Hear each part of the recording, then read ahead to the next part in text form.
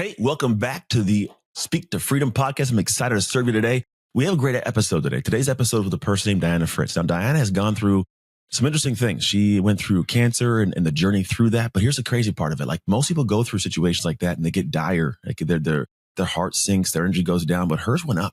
And not only did it go up, like she navigated this up and down situation. She lost an eye. She had cancer, kind of almost get into her brain. Like she's gone through some things, but she came out of it with this perspective of service. How can I serve the world with the information I know now? And so today we unpack this kind of experience of hers, but she also read a book.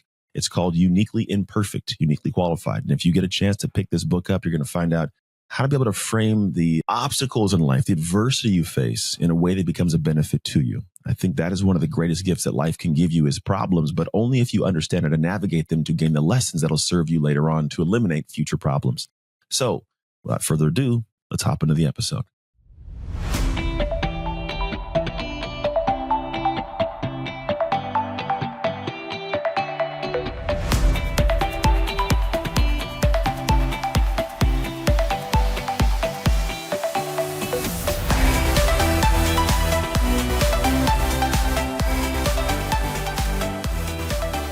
Hello. Welcome back into the Speak to Freedom podcast. I'm excited to bring to you an individual who has a really cool story, but more so than having a cool story, someone that has, we'll call it, has a heart to share from that story. Not everybody does that. So Diana, how are you doing today? I'm doing great. How are you? I'm doing well. We had a little chat before this. I just got back to my house. I want to say 10 minutes before this episode, we're recording. So we're good though. I'm locked, loaded. I'm ready to dive in. And so I usually start the podcast with a kind of a random question, but I'm going to start with this one. Let's say I'm walking around town. I sit down next to you in Daytona, Florida, where you're at. I don't know you. You don't know me. And for some reason, you turn and start talking to me. In your non-humble opinion, why should I listen to you? Well, I'm going to add a little humor into this. So one reason would be because you're curious to know why I have this unique look about me and only have one eye. So that would be one reason why you would listen to me. Okay. The second would be is because I'm going to respond to you with a smile. And I am somebody that has been tried and tested with multiple levels of adversity.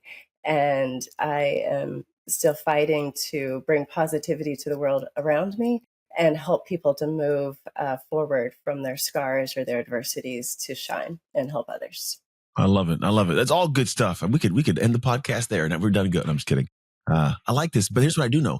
That's not a normal thing, right? That's not the common, I guess, thought for people to have gone through something. What compels you to have that pull to serve from it? Because some people just have experiences, life goes on and they go, I'm just going to deal with it on my own, but they don't decide to turn to the rest of the world and go, hey, I want to help you past the problem point. Well, my faith is a big tie to that. So God is important to me, and He has certainly guided me through this journey. But I mean, ever since I was young, I have had the passion to be positive and to help others and to just show up with a smile. And so certainly when I first found out I was diagnosed with this rare form of cancer, my first thought wasn't, oh, good, I get to help other people through this. There was some shock and going, okay, I'm new into being a single mom. I have two small boys. I'm an executive. Like, how do I do all this? Yeah. And then it hit me, all those lessons I learned from my youth and also from, playing college basketball. And no matter what happens to us, nobody can take the freedom to choose how we respond. And so all those lessons came flashing back and I went, okay, Diana, you wanted to go on a missions trip the year you turned 40. Instead, your mission is probably going to be to the people in the hospitals at University of Miami and Bascom Palmer. Like, you just get to show up and be a positive light there instead of flying to another country. I get you. That's a good way to look at it. And you're right. There's situations that none of us expect to happen, but it's interesting is how you frame it and perceive it, like the paradigm you operate in can be so beneficial to both you and everybody around you. So I love that you had that forethought or kind of foresight, we'll say, to step back. And so at the same time, battling the things, the single parent, the all that, it can have been easy. What do you think has been to you, I wouldn't say the most valuable, because I think that could be misconstrued by whatever someone would think is valuable. To you, what's been your most valuable personal lesson pulled from this? Just one is tough, right? I think that the reality that my journey and my lessons and choosing to learn from the journey versus being drugged through the journey and hating Yeah. it has given me a unique opportunity to help others that that are struggling to recover from their scar or their disability. And I've also Yeah. had the opportunity to talk with patients that my doctor needs to do a similar surgery with, and they're scared. And I can talk to them and explain to them what it's going to be like and what to expect and how to adjust that a Yeah. doctor can't explain, because the doctor Sure. knows what it's like to be on the knife side, right? They don't know what it's like to be the patient. Other side. That's beautiful. That's true. I mean, a lot of us, we go through things and we sometimes keep it to ourselves. But yeah, you're right. To be able to go through and help the people who are in the position you used to be in is big. There's a guy, the buddy of mine, Ed Miletti, says, you are very, what does he say? You are most suited to serve a person that you once were. And in fact, Mhm. going through the hardships is usually the best to come from, because then someone can listen to you and go, yeah, you get it. Like when I go speak to at-risk youth and foster kids, they listen because I have been them. I've gone through all of that. I like that you a moment ago said this idea that there's, people have these scars. And I do know while there may be physical scars, right? There's also likely for a lot of people invisible scars. How do people Yeah. navigate the scars and be able to move past that to get to a place of joy, peace, and servitude? When I have the opportunity to speak, it never fails. People come up to me afterwards and they'll say, Diana, I don't have a visible scar like you do, Mm, but I've been struggling, right, to yeah, move forward from whatever their story is. And you've helped me to see that I can move forward. And if I move forward, then I get to help other people that are struggling with where I am. And you've yeah, helped me to see that. And it leads to long conversations, right? And I often encourage people, if you're really struggling with that hidden scar or that visual scar, mhm, take time just to reflect and write it all out. I'm a journaler, and it helps me so much just to write it all out and then mm, process and yeah, then take a breath, right? And then figure out how I can move forward and who I need to get help from to move forward, because I like that. sometimes you need a friend. Yeah, it sounds like, yeah, you take control. It's a sense of agency, and I agree. In my life, I've learned that it's best and troublesome times to borrow joy from people, which sounds weird to say it that way, but I use the word borrow because I'm at some point supposed to give it back. But sometimes when I'm in the most like not happy place, unhappy, right? That having me be around people who have joy, they pull me out of the funk. And we're not burdens to people when you do that, by the way, folks. If you guys think that you're a burden to somebody in your life, that's probably not a good friend to have. The friends who you love the most and love you, they're open to helping you in the times you need help. I do want to kind of, I don't want to say pivot the conversation, but I think go deeper into the conversation. I wanted to get people to get a grasp of your perspectives, your thoughts, and everything you've done or experienced so far, because I do want to introduce this idea of the book you have, which came out a few months back. Uniquely perfect, uniquely qualified, overcome adversity, escape the imperfection mentality, and journey from self to serve. Now, if we just led with that, it'd be like, all right, this person wrote a book. But for people to know what you've gone through, I think is a good setup for us to dive into this. So, what was the reason for writing the book, and who was the book for? I was first diagnosed with cancer almost 12 years ago, and I wrote in my journal at that point, someday I want to write a book and I Yeah, want to speak and share my story. It took me 9 years to actually make that happen.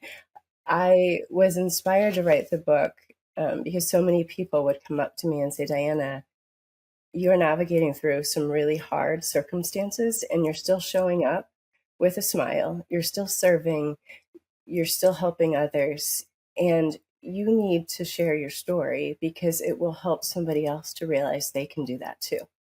yeah, And I had my eye removed in April of 2023 because the cancer had started to rest on the lining of the brain. So it was gone past my eye. And so it was a pretty intense surgery and 7 weeks of radiation after that. And in that season, I wasn't working. So yeah, that was when I got all my prompts to God going, okay, Diana, you've got no excuse. You have time now. So yeah. It's work time. on writing the book, work on getting your story out there. And Mhm. so this what prompted me to write it. I wrote the book.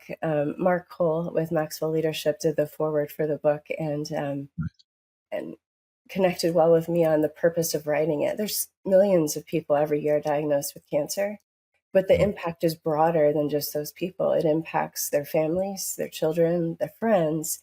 And I wanted to provide a transparent journey into my story of what it's like, but also the lessons that I learned, and help them to apply the different lenses of whether I'm the cancer patient, the person surrounding them, how I can help Mhm. support them, how I can encourage, and how I can be a light despite my adversity.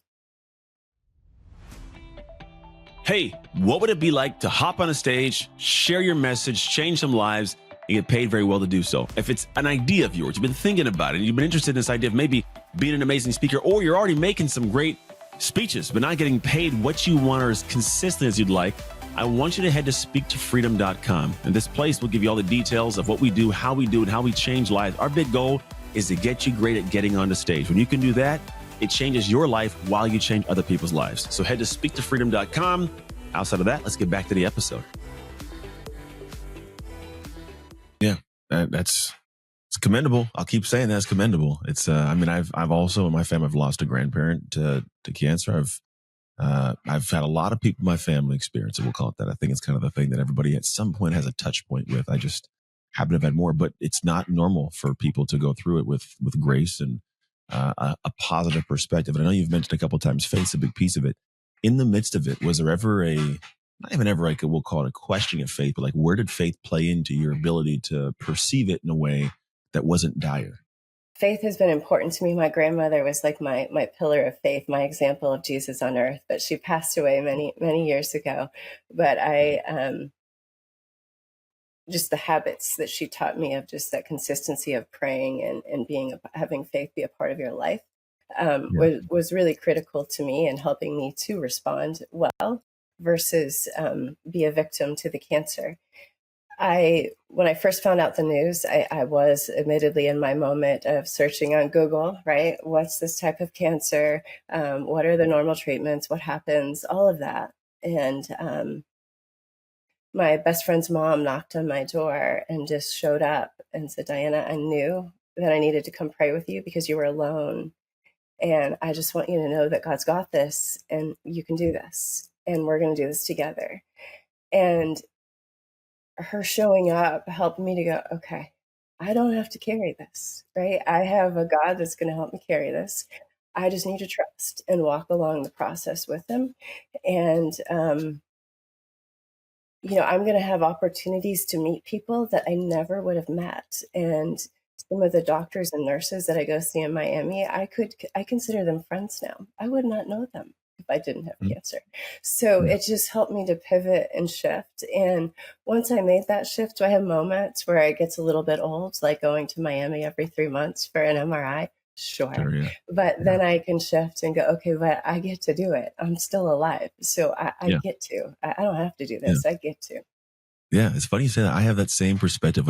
Language is so powerful, which we know it's how we communicate as humans, and language means something. And so I do find myself catching myself similarly and catching other people. And they go like, "Oh, I got to do this," and I go, "No, you get to do that." Like my kids, like, "Oh, I got to go to practice today." No, you get to go to practice. What do you mean, Dad? I go, "Well, there's a lot of kids in the world who will never get an opportunity to play any sports. They'll never have the ability to physically do it or be in a culture or society where they can do it. So you get to do this thing. And if you see it as that, then it's not torture. It's not a headache. It's like this opportunity to go and explore and do something cool. So it is. It's even like matter of fact, before I was getting this podcast, my wife's like, "What are you doing?" I go, "I got to rush in. I got a podcast to do." She goes, You got to do a podcast." I go, "You're right. I get to do a podcast." But it's true. It's how our family functions as a mentality, because there is something to the way you frame the language of how you pursue your day. Because then you see it as like it's a gift or it's a curse, and whatever energy you have inside goes out, and that reflects right back to you. I have found. What of the chapters in the book, which one was your most fun to write? I've written a couple books now, and I know I have a couple things where people go like, it's hard to pick the only chapter. I'd say that, but what was the most fun for you to write? Which chapter? The first one. My first chapter of the book is about my grandmother and how she influenced my life and helped me to have the mindset that I have Okay. today. So that one was fun because I told stories about her, things Yeah. that names she would call me, or poems we wrote about her. So that was the fun one. I like that. What's one of the greatest lessons your grandma gave you? I got a bunch from college coaches, family, team, like, but there's always a few that I think stand out. Like my college coach, his big thing was it takes a little more to be a champion. She's like, when you're Mm. tired and your back's against the wall, it's like just in that moment, can you give a little bit more? And that's what champions do. What's one that maybe rolls off the tongue when they think of your grandma? She was always smiling and laughing, and Mhm. she saw the best in everybody. And I strive to do that. Mhm. But I just can remember she would always be helping people, taking food to people. People Yeah. would hurt her, and she would still show up and see the best in them. And Mm. I hope that I can be a sliver of how good she was at that. That's a saint, man. I'm not. Let's say I have a deep faith as well, and it is to be Christ-like. But there are some things people do where I don't, in the moment, have the ability to do that yet. Later on, I'll go like, I could have done that differently. But like, I even watched. I used this example recently a couple times where I watched this video of a guy who was pumping gas. Him and his wife are in the car. The gas pump's going on the right side behind them, and then they hear like this rattling where the gas tank's at. And they both look back, and there's a gentleman who's taking the gas like pump out of their car and putting it in his own car. And the guy gets out, and then the guy gets belligerent, the one who is pumping, stealing the gas. He gets all angry. What are you going to do? You're going to, like, he's going off, and the guy in the car. If it was me, I would have grabbed I'm like, you're not gonna, I would have made him stop pumping gas first. Like, you're not about to steal my money. But at the end of it, he was gracious with the guy, ended up praying with him, and the guy's crying. He's apologetic. And I'm like, I don't have that muscle yet. I like that he has that. And it is one of those things where like you just have to kind of navigate and learn. But to be Christ-like is difficult. The patience, the virtue. So your grandma, that's awesome. I love that she can do stuff like that. I'm not there just yet. Maybe I'm one day I'll still, have that muscle. yeah, I'm still working on it too. How do you hope this book impacts lives? 'Cause it's one thing to say I wrote the book to teach a lesson, or I wrote the book because it was cathartic for me, or I went through something. Like when you sit back and, the book's been out now, like, do you ever got any emails come back? Or like, is there a thought of, I really hope it does this for the world? No, I do greatly appreciate when I get like reviews online or somebody just sends me a note, and Yeah. um, that is super meaningful to me. But my goal was to just be authentic and real about what what the journey is like. Yeah. And each chapter closes with application questions and reflection, Mhm. because so many times we read a book and we don't really remember what happened, or I show up at an event and I didn't take anything with me. Mhm. And so it was a waste of my time. I don't want reading the book to be a waste of anybody's time. I want them to reflect and take something to apply Mhm. to their lives, or to use it to help somebody else move forward from their scars or their pain. Yeah. I like that. What's one of the big takeaways you hope they get? Because I know in my books, I've had thoughts like, for example, my second book was called Identity Shift. It's all about Mm, making shifts of your humanity. And the biggest takeaway I hope they get is it's not what you know, it's who you are with what you know. Like, that's my big, if we can get that into people's heads, then whatever you learn, absorb, read, however you do it, it's not so much that you have the info, but how do you show up with that in the world? Do you execute on it? Are you apprehensive to do so? Does it sit on the shelf of your mind and or the shelf of your house, never getting opened? So when you think about it, what's the like would be a beautiful takeaway the world could grab from that book? I think to me, a beautiful takeaway would be to hear people that read the book, and prior to reading it, they were limited by their adversity or their disability. And by Yeah. reading it, they realized I can move forward and Yeah. I can shine through my scars, and I can impact others through my lessons and my I like it. adversity. So they get a little bit of release. Maybe it's just giving themselves sometimes permission to go pursue something bigger. Because I think that we do live in our space mentally where like our problem was only unique to us and no one else has this. Or, oh man, I'm a burden to the world. I don't want to, have anybody feel they have to baby. And it's like, no, it's not about that. Sometimes it's about like seeing this as these problems are the weights that life gives us to lift to make us stronger. Yes. We all got something shows up. Myself included. I mean, I thankfully, God gave me a lot of my stuff early. uh, he gave me a lot of crazy, but I will say this. It's allowed me to show up in the world in a different way with peace, joy, empathy, and strength to protect my family, to protect the people in this world, to have a stance that I believe in and hold ground with that and not feel like I have to be swayed by the world because I'm looking for their appreciation and acceptance. But there is some strength to the hardship. So I like that perspective. I think that that's the biggest thing, especially nowadays. It's like people are being robbed of the hardships that they need to make them better. whatever better means. But I think life has a lot of things always coming in the pipeline towards us, and it's preparing us if we stay in class, like the class of life, stick in that situation, handle it. But then we get later on and we go, man, I can't pass this test I'm in. I go, well, it's because you skipped class a couple times. Like you kind of got to stay in class and learn a lesson. So I'm glad you have that perspective of like the hardship, that adversity is all part of the journey. As you look in the next, we'll call it 6 months to a year of your impact, your maybe speeches and your books, like what do you have as goals for next year? What are the things that you want to be able to accomplish maybe with the book or beyond the book? So I want to write a children's version of Uniquely Imperfect, Uniquely Qualified. I have the opportunity right now to be serving in leadership role at a school from Mhm. preschool all the way to secondary. And preschool children and elementary children are at that age of curiosity, and they ask me some of the most fabulous questions Mhm. about my eye or what happened to my eye. Just it's just amazing. But I Yeah. love their curiosity, and I think we lose our curiosity as we get older somewhat. We lose our bravery to just walk up and say, "What happened to you?" But to write a book geared towards them, to help them understand my journey, but that also that they're going to have things that don't go well in their lives, and they can still move forward and Yeah. shine despite of the different excuses that come their way. Yeah. So a children's Thank book you. is in the next 6 months. Nice. I like that. Kids need that. That's the thing that at the very beginning, it starts to be very, very critical to rewiring and wiring. And it's not to say that it can't be done later on in life, but it is good to get ahead of the curve, have that perspective be there, especially with this world that they all have, unfortunately, access to the rest of the world in ways that it's not always beneficial, I think, to see things that they see. And to think it's normal for certain things to be there, but it's not even normal. And sometimes the people posting it, it's not their reality, but it's the perceived reality of what people want. So it to get a good grasp early on of how things, perspective wise can adjust and be different. It's good. I like that's a good gift. I never considered a children's book. I should. I think it's a good. I've heard recently like a few people writing children's books. I've actually been sent some. Friends have made books and sent them to me, and I don't know if it's like God going, "Hey, I'm giving you ideas to go do something." So maybe I got to take a page out of Diana's book and go do something like this. Yeah. Yeah, that'd be awesome. I got a But good conclusion question, a good final question for you. We'll call it. Well, first off, where can people go to get the book to get more information and access to you? Where would I send those people? so I have a website, grituiuq.com is the name of the website.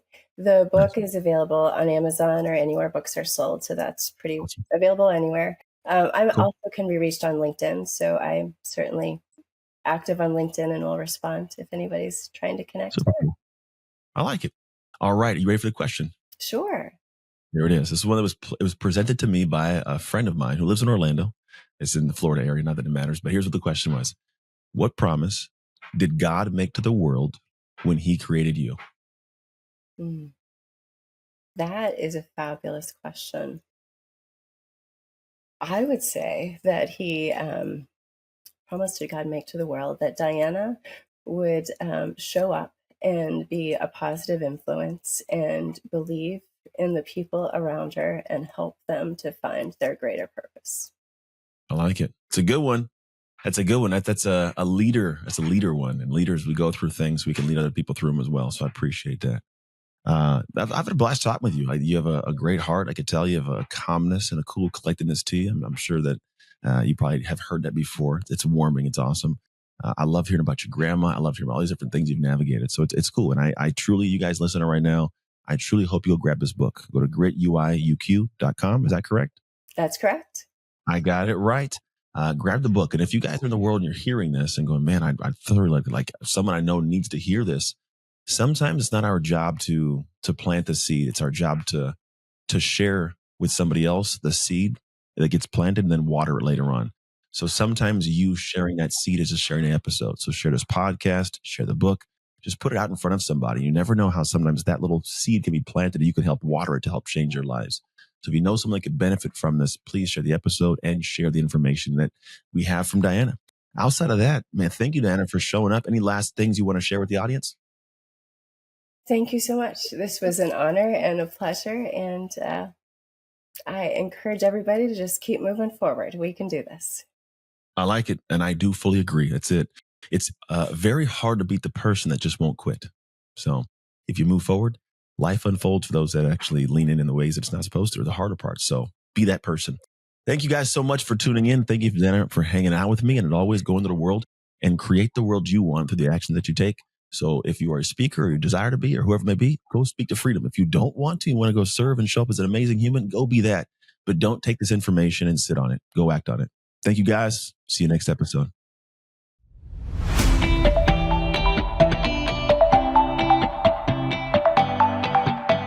That's a wrap for today's episode of the Speak to Freedom podcast. I hope you found our discussion inspiring and informative. Now, if you enjoyed today's episode and want to stay updated on all our future releases, be sure to hit the subscribe button on your favorite podcast platform. Thank you for tuning in today. Until next time, remember to speak with confidence and clarity so you can one day soon speak to freedom. See you in the next episode.